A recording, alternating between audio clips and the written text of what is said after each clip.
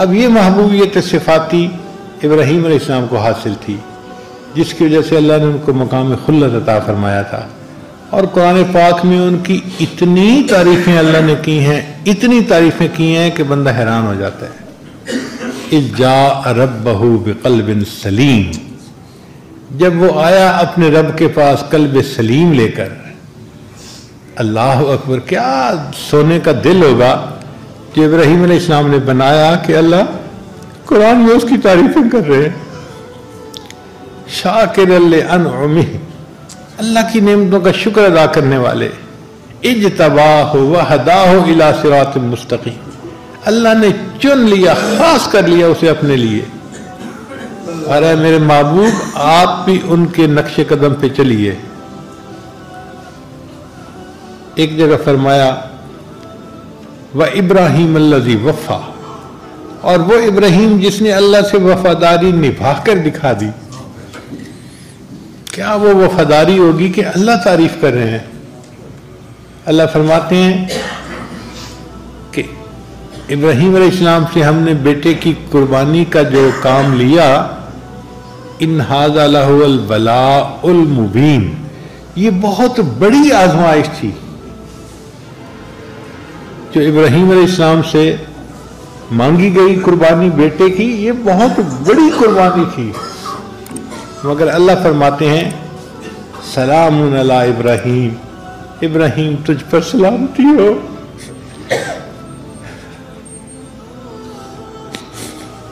ابراہیم تو جیتا رہے، ہماری زبان میں اس کا ترجمہ یہ بنے گا۔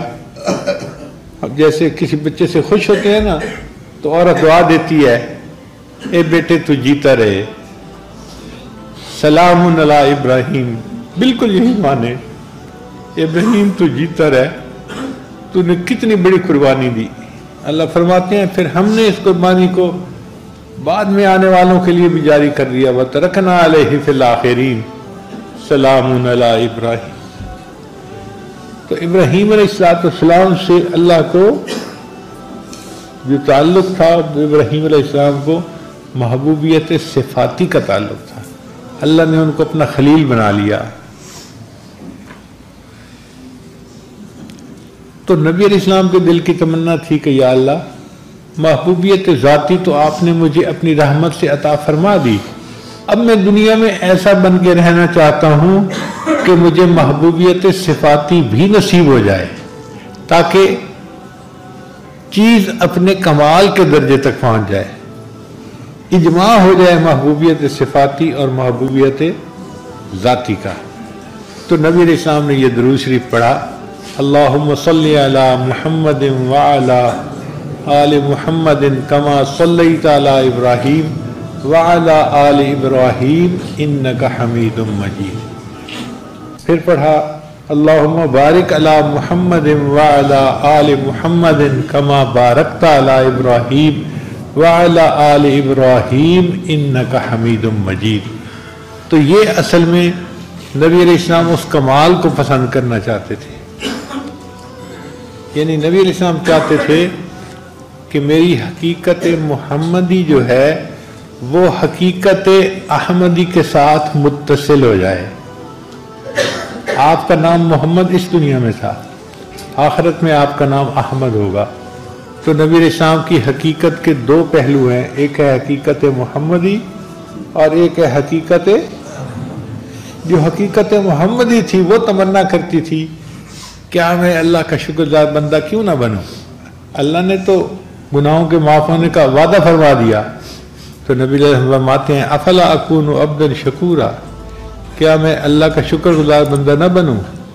وہ جو حقیقت محمدی تھی وہ تڑپتی تھی کہ کاش میں عروج حاصل کروں حتیٰ کہ حقیقت احمدی کے ساتھ وصل ہو جاؤں۔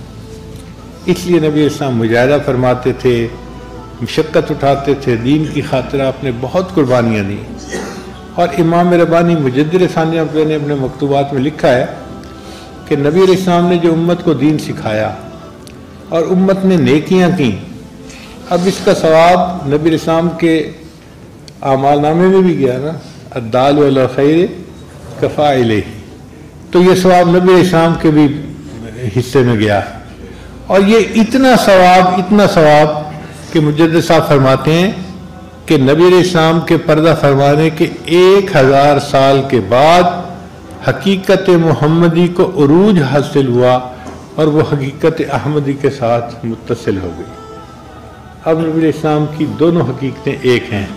آپ کو اللہ نے محبوبیت ذاتی بھی دی ہے اور آپ کو اللہ نے محبوبیت صفاتی بھی دی ہے، اور یہ محبوبیت صفاتی دنیا میں مل سکتی تھی اور نہیں کہیں مل سکتی۔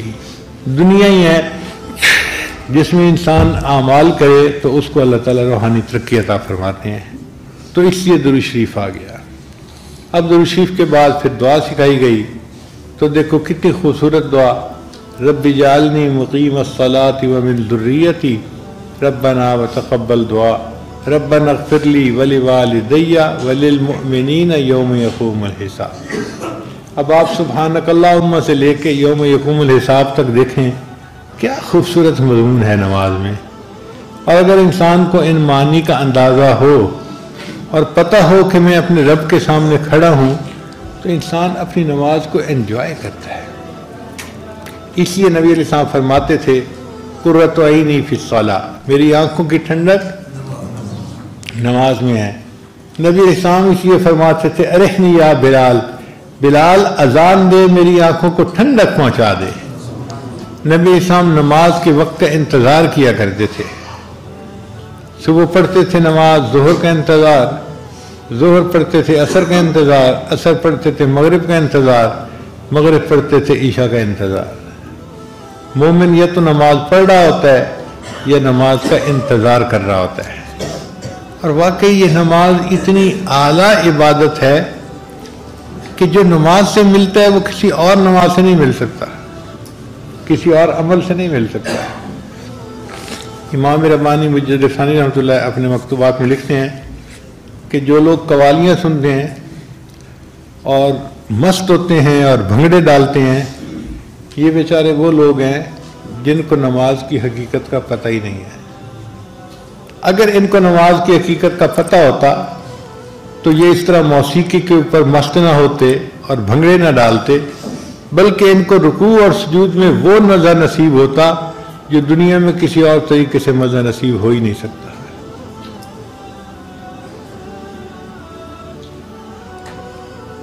اس لیے ہمارے مشائخ جو بیعت ہوتے تھے نا، تو ان کا مقصد یہی ہوتا تھا کہ اپنے شیخ سے نماز کے اسرار و رموز سیکھیں اور اپنے اکابر جیسی نماز پڑھنا ہمیں بھی حاصل ہو جائے۔ شاہ اسماعیل شہید رحمۃ اللہ علیہ سید احمد شہید رحمۃ اللہ کی خدمت میں حاضر ہوئے تو یہ کہا کہ حضرت مجھے بھی صحابہ جیسی نماز پڑھنا سکھا دیں، مجھے بھی صحابہ جیسی نماز پڑھنا سکھا دیں۔ تو شاہ اسماعیل شہید رحمۃ اللہ علیہ نے رات کو ان کی چارپائی اپنی چارپائی کے قریب لگوا دی، تہجد کے وقت پوچھا اسماعیل اٹھ گئے ہو؟ حضرت اٹھ گیا ہوں، جاؤ وضو کر کے آؤ۔ وہ کہتے ہیں کہ میں گیا اور وضو کر کے آیا۔ پوچھا وضو کر لیا؟ حضرت وضو کر لیا۔ تو فرمایا اچھا اللہ کے لیے 2 رکعت پڑھ لو۔ وہ فرماتے ہیں کہ شاہ سید احمد شہید رحمۃ اللہ نے یہ جو لفظ کہا نا کہ اللہ کے لیے 2 رکعت پڑھ دو، اس نے میرے دل کا تالا ہی کھول دیا۔ میں نماز میں کھڑا ہوا، میرے ہاتھ نہیں تھمتے تھے، وہ تالے کھل گئے تھے، اور اس دن میں نے پہلی مرتبہ ایسی نماز پڑھی کہ مجھے گمان ہوا کہ شاید صحابہ ایسی نماز پڑھتے تھے۔ اس نماز کو ہمیں سیکھنا چاہیے اور اس کو ایسے پڑھنا چاہیے کہ اللہ کو پسند آ جائے، ہماری نماز اللہ کو پسند آ جائے۔ اس لیے ساجد نے آپ حضرات کی خدمت میں آج نماز کے بارے میں چند باتیں عرض کر دی۔ علامہ اقبال نے بہت عجیب شعر کہا ہے، عشق اگر تیرا نہ ہو میری نماز کا امام، میرا قیام بھی حجاب میرا سجود بھی حجاب۔ اللہ کا عشق جو ہے وہ ہماری نماز کا امام ہو، پھر نماز نماز ہوگی۔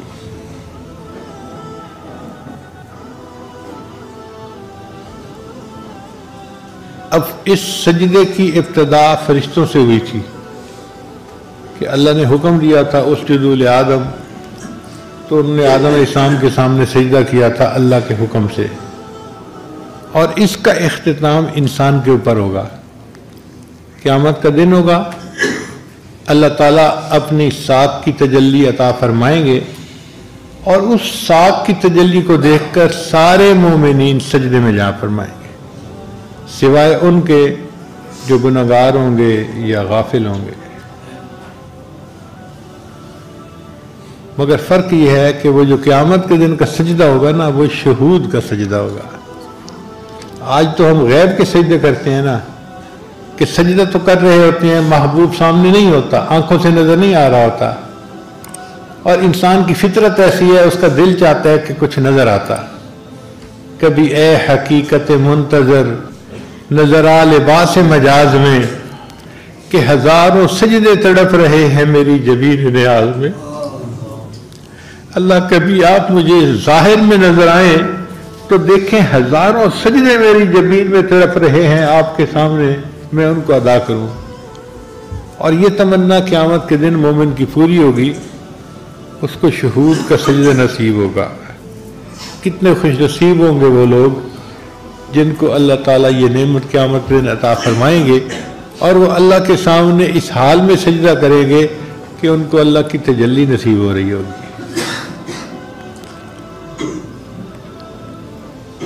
میری زندگی تو فراق ہے، رگ جاں سے لاکھ کری سہی، وہ نگاہ شوق سے دور ہے، رگ جاں سے لاکھ کری سہی۔ شاعر کہتا ہے کہ اللہ تیرا بیت اللہ دیکھنے کا موقع تو ہمیں نہ مل سکا، کہ ہم جاتے تو بیت اللہ کے سامنے جا کے سجدے کرتے، چلے ہم یہیں سجدہ کر لیتے ہیں۔ تیرا در تو ہم کو نہ مل سکا، تیری راہ گزر کی زمین سے ہی، تیرا در تو ہم کو نہ مل سکا، تیری راہ گزر کی زمین سے ہی، ہمیں سجدہ کرنے سے کام ہے، جو وہاں نہیں تو یہیں سے ہی۔ اللہ ہم نے تو سجدہ کرنا ہے نا، اگر نہیں زیارت نصیب ہوئی تو کوئی بات نہیں، ہم یہیں پہ سجدہ کرتے ہیں، مگر اس طرح کرتے ہیں جیسے آپ ہمارے سامنے ہیں۔ سر طور ہو سر حشر ہو، ہمیں انتظار قبول ہے۔ اے اللہ آپ اپنے دیدار کا وعدہ تو کرے نا، طور پہ کرواتے ہیں تو اس کا بھی انتظار کر لیں گے، اور حشر کے دن کا وعدہ کرتے ہیں تو ہم اس دن کا بھی انتظار کر لیں گے۔ سر طور ہو سر حشر ہو، ہمیں انتظار قبول ہے، وہ کبھی ملیں وہ کہیں ملیں، وہ کبھی صحیح وہ کہیں صحیح۔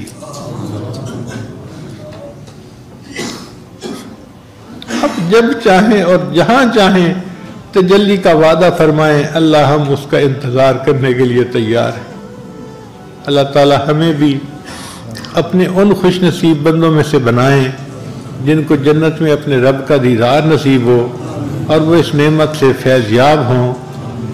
وآخر دعوانا ان الحمد للہ رب العالمین۔